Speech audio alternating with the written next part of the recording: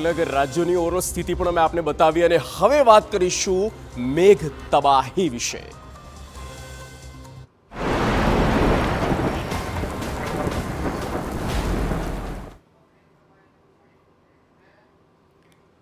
તો રાજ્યના કેવા હાલ થયા છે, કુદરતે કઈ રીતે ત્યાં કોપાયમાન થઈ તેનો આપણે વિસ્તારથી ચિતાર બતાવ્યો, રિપોર્ટ પણ બતાવ્યો અને હવે આપને આંકડો પણ બતાવીશું। વિસ્તારથી આપને વિગતો બતાવવા જઈ રહ્યા છે। મુશળધાર મુશ્કેલી ક્યાં ક્યાં છે તે આ ભારતનો નકશો પણ આપ જોઈ શકો છો અને ભારતના નકશામાં જ્યાં બંગાળની ખાડીમાં જે સર્ક્યુલેશન હવે વધુ આગળ આવ્યું છે એટલે સ્વાભાવિક છે કે તે સાઉથ ઇન્ડિયા એટલે કે દક્ષિણ ભારતથી તે પ્રવેશ કર્યું છે અને તે અત્યારે હાલમાં આંધ્રપ્રદેશ, તેલંગાણા તેની જે અસર છે તે અમે આપણે કહી રહ્યા છીએ।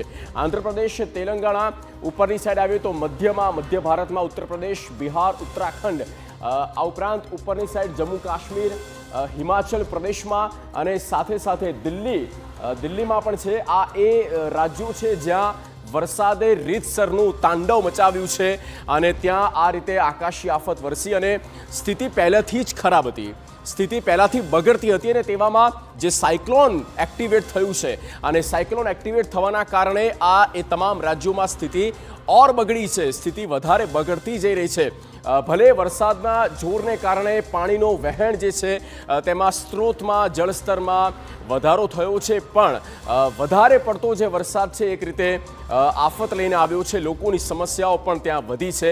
આ એ ઉત્તર ભારત અને દક્ષિણ ભારતના રાજ્યો છે જે સૌથી વધારે આ સિઝનમાં આ દિવસો દરમિયાન પ્રભાવિત થયા છે।